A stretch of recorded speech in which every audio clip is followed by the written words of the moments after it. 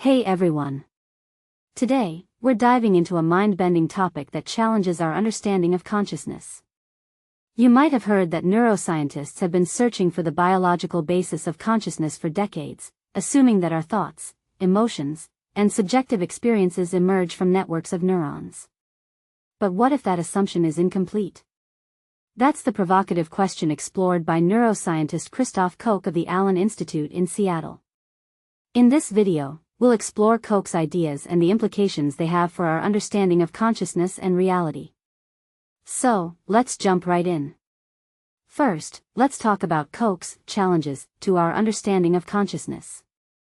He recently presented these ideas at the Bile Foundation's Behind and Beyond the Brain Symposium in Porto, Portugal, in April 2026. Koch argues that it may be time to rethink one of neuroscience's deepest assumptions, that consciousness is something the brain produces. Now, he doesn't dispute the brain's essential role in conscious experience.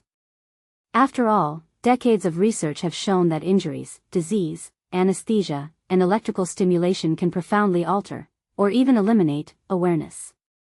But instead of asking how the brain creates consciousness, Koch asks a different question: does the brain create consciousness, or could it be shaping something more fundamental? Despite remarkable progress in understanding how the brain processes information, neuroscience still faces a profound mystery, Koch argues. Scientists can increasingly identify the neural circuits involved in perception, memory, emotion, and decision-making. Yet those discoveries still cannot explain why physical brain activity is accompanied by subjective experience.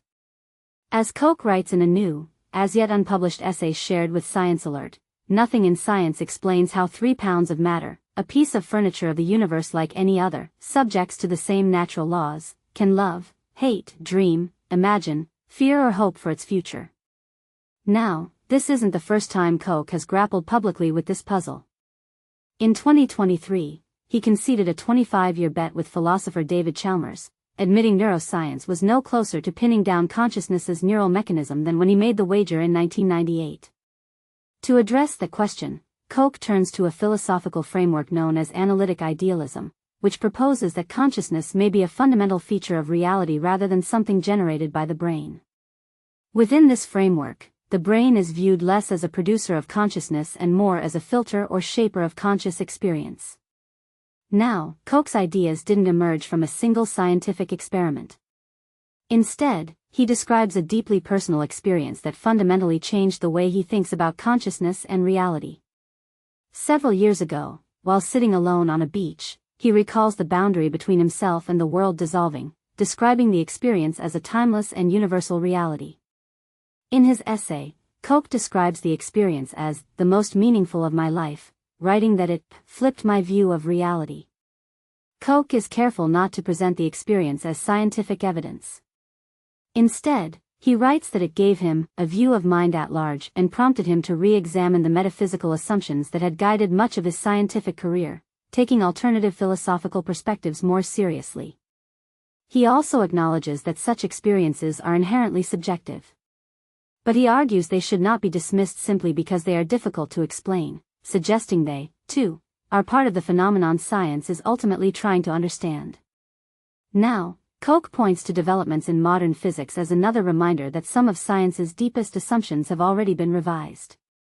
He does not argue that quantum physics explains consciousness.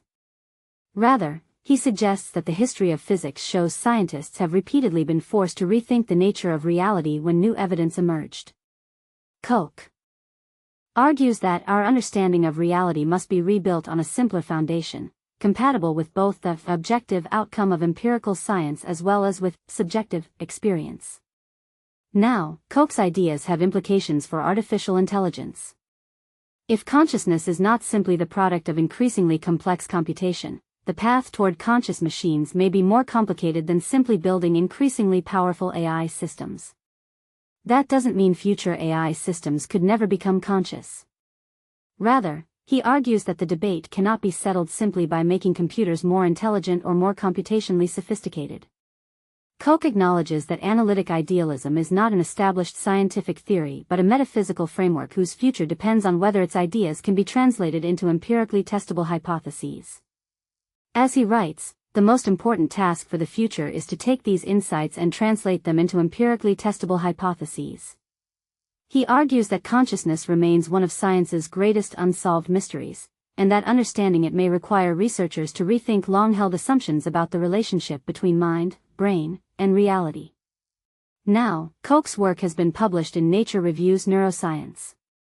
So, what do you think about Koch's ideas? Do you think consciousness is a fundamental feature of reality, or is it something generated by the brain? Let me know in the comments below.